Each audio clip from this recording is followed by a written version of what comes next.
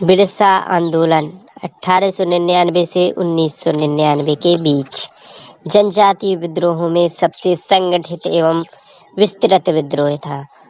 छोटा नागपुर क्षेत्र की मुंडा जनजातियों द्वारा किया गया यह आंदोलन ब्रिटिश सरकार द्वारा इनके परंपरागत अधिकारों में किए गए हस्तक्षेप का परिणाम था।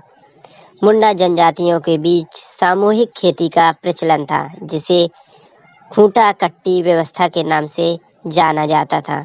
19वीं शताब्दी के आरंभ तक यह जनजाति अपने पारंपरिक सामाजिक व राजनीतिक ढांचे में शांतिपूर्ण ढंग से व्यतीत कर रही थी, किंतु ब्रिटिश सरकार द्वारा इस व्यवस्था को समाप्त कर निजी भूस्वामित्व पर आधारित एक नई व्यवस्था की शुरुआत की गई, जो शोषण पर आधारित थी। इस तरह सरकार द्वारा नियुक्त जागीरदार, ठेकेदार, व्यापारी तथा महाजनों ने सामूहिक खेती की इस परंपरा पर हमला बोला। सरकार की इस नीति के विरोध में मुंडा सरदार लगभग 30 वर्ष तक सामूहिक खेती के अपने पारंपरिक अधिकारों के लिए लड़ते रहे।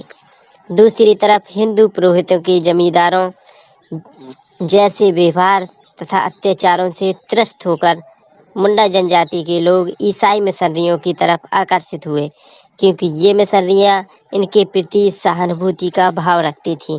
किंतु कालक्रम के साथ औपनिवेशिक शासन, जमींदार तथा ईसाई मिशनरियां एक दूसरे का सहयोग करने लगे, जिसके कारण मुंडाओं में यूरोपीय लोगों, सरकारी अफसरों, जमींदारों, मिशनरियों तथा ब्रिटिश शासन से जुड़े अन्य लोगों के खिलाफ विद्रोह का भाव जाग उठा।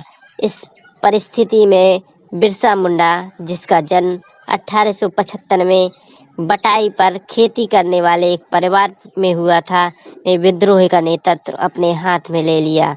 बिरसा अपनी औषधीय तथा चिकित्सीय शक्तियों के लिए प्रसिद्ध था। आरंभिक जीवन में वह ईसाई धर्म के प्रभाव में आकर ईसाई बन गया था, किंतु बाद में उसने वैष्णव धर्म स्वीकार किया तथा अपने अनुयायियों को शुद्ध व नैतिक जीवन यापन करने तथा मांस का भक्षण न करने की प्रेरणा दी। उसने अपने आप को भगवान का दूत घोषित किया तथा अपनी चमत्कारिक शक्ति के बल पर अंग्रेजों को भगाने का संकल्प लिया। इस तरह वह अब हजारों आदिवासियों का नेता बन गया तथा जल्दी ही यह धार्मिक आंदोलन खेतीहर मजदूरों के लिए राजनीतिक आंदोलन में परिवर्तित हो गया। बिरसा मुंडा गांव-गांव घूमकर धार्मिक व राजनीतिक आधार पर आदिवासियों को एकजुट करने लगा। उसने औपनिवेशिक, सामाजिक, आर्थिक, धार्मिक व सांस्कृतिक नीतियों का विरोध का आह्वान किया। साथ ही अंग्रेजी प्रभुत्व को समाप्त करने तथा दिकुओं से इस क्षेत्र को मुक्त करने की अपील की, पर उन उद्देश्यों की प्राप्ति हेतु उसने 1899 में क्रिसमस की पूर्व संध्या पर मुंडा जाति का शासन स्थापित करने हेतु ठेकेदारों, जागीरदारों, राजाओं तथा अफसरों तथा ईसाइयों के खिलाफ विद्रोह करने का आह्वान किया।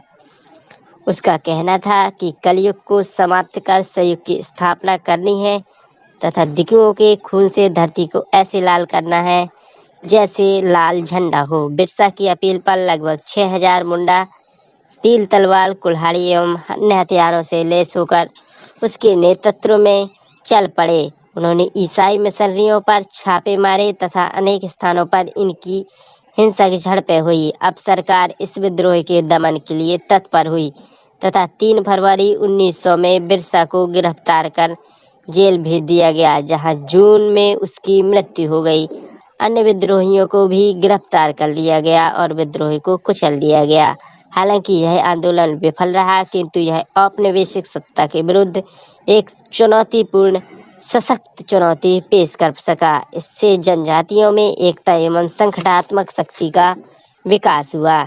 इसके कारण ब्रिटिश सरकार द्वारा 1903 में मुंडा जाति की खुटकट्टी व्यवस्था को मान्यता प्रदान की गई तथा 1908 ईस्वी में छोटा नागपुर काश्तकारी अधिनियम पारित हुआ, जिसके पश्चात इनके संयुक्त काश्तकारी अधिकारियों को मान्यता दी गई।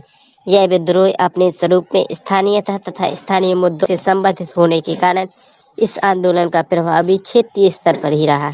यह विद्रोह पुनर्स्थापनावादी दृष्टिकोण से परिचालित था तथा यह अपने साथ पुरातन मूल्यों को आदर्शों को लेकर चला था। यह विद्रोह अपने स्वरूप में प्रगतिशील नहीं था, क्योंकि विद्रोह के पश्चात इसने सामाजिक आर्थिक व्यवस्था का कोई नया विकल्प प्रस्तुत नहीं किया।